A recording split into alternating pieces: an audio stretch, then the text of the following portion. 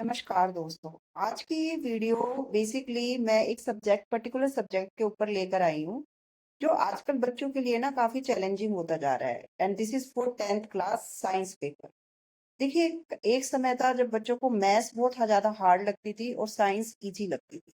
लेकिन आजकल कुछ उल्टा होता जा रहा है, बच्चों को मैथ इजी लगती है और साइंस हार्ड लगती है। ठीक है। एक तो उसका लॉजिक ये है कि 10th क्लास में जो साइंस है, पहले टाइम में हम क्या करते थे, उनको एक ही टीचर पढ़ाता था और वो एक प्रॉपर एक सब्जेक्ट की तरह हम पढ़ते थे। आजकल उसको 11th और 12th को ध्यान में रखते हुए उसको पहले से ही ऑलरेडी हम 3 पार्ट में डिवाइड कर देते हैं, फिजिक्स, केमिस्ट्री, बायोलॉजी। और टीचर्स मैक्सिमम स्कूल्स में उनके टीचर्स भी अलग होते हैं। देखिए, एक बात ये अच्छी भी है क्योंकि जब टीचर है, आपको फिजिक्स पढ़ा रहा है, केमिस्ट्री पढ़ा रहा है, बायोलॉजी पढ़ा रहा है, ऑलरेडी अपने सब्जेक्ट में परफेक्ट है। लेकिन बच्चों के लिए ये कहीं ना कहीं नुकसान दे रहा है। कैसे? देखिए, बच्चों का क्या होता है कि वो जब तक फिजिक्स का पीरियड लगता है, जब तक वो केमिस्ट्री भूल चुके होते हैं। जब तक केमिस्ट्री का पीरियड आता है, तब तक वो बायोलॉजी भूल चुके होते हैं। जब तक बायोलॉजी का आता है, तब तक वो दोनों सब्जेक्ट भूल चुके होते हैं। और एक एक चैप्टर को फिनिश होने में महीनों लग जाते हैं। ठीक है। चलो। और उसके बावजूद बच्चों के लिए सबसे डिफिकल्ट टास्क क्या आ रहा है कि टीचर्स जो हो रहे हैं ना, वो एनसीईआरटी की बजाय बच्चों को रेफरेंस, अदर चीजों में फॉलो करा रहे हैं। लेकिन एक बात तो सबसे बेस्ट है, पेपर देखिए सभी को ही पता है एनसीईआरटी से बाहर नहीं आता है। ठीक है। 10th क्लास साइंस की बात मैं कर रही हूँ, जो पेपर है वो एनसीईआरटी से बाहर नहीं आता है। लेकिन एनसीईआरटी को पढ़ने का एक तरीका होता है। उसमें हर एक लाइन के 2 से 3 मीनिंग निकलते हैं और हर मीनिंग को आपको अंडरस्टैंड करना है। तो अगर आप किसी की गाइडेंस में उस चैप्टर को करते हैं या टीचर क्लास में अंडरस्टैंड करा रही है, तो उस समय अगर आप ध्यान से चैप्टर को कर लेते हैं तो वो तो एक अलग बात है। लेकिन उसके बाद आप उस चैप्टर को रीडिंग कितनी टाइम्स करते हो, कितने टाइम्स उसमें से क्वेश्चन बना सकते हो, इंटेक्स एक्सरसाइज कर सकते हो, बैक एक्सरसाइज कर सकते हो। अगर आप इतना कर लेते हो तो लगभग 60% आप उस चैप्टर में काम कर चुके होते हो।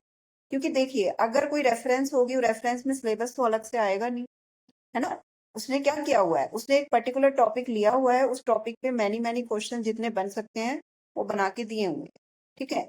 उसके बाद आपको फिर वो करने होते हैं। तो इससे बेटर है अगर आप एनसीईआरटी लेके एनसीईआरटी को बहुत अच्छे से फॉलो करें, एनसीईआरटी का कंसेप्ट समझने की कोशिश करें।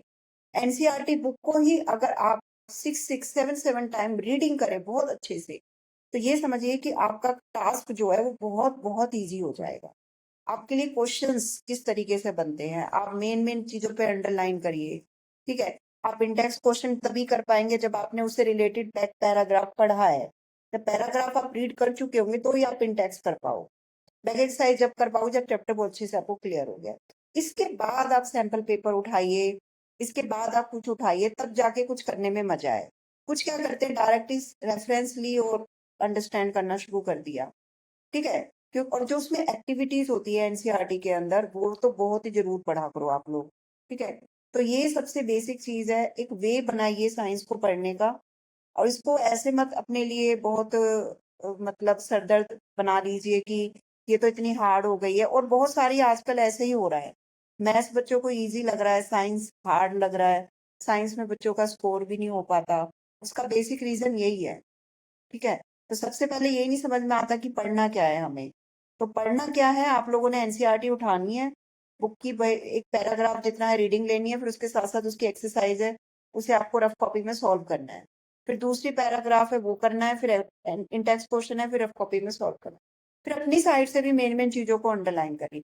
उस चैप्टर को आप 3 to 4 टाइम रिवीजन करिए, फिर देखिए आपके लिए साइंस बहुत ईजी बनती चली जाएगी और आप उस पर स्कोरिंग भी अच्छा करेंगे और इंटरेस्ट भी क्रिएट होगा। ठीक है। तो आई होप सो आप इन स्टेप्स को फॉलो करेंगे। Thank you very much.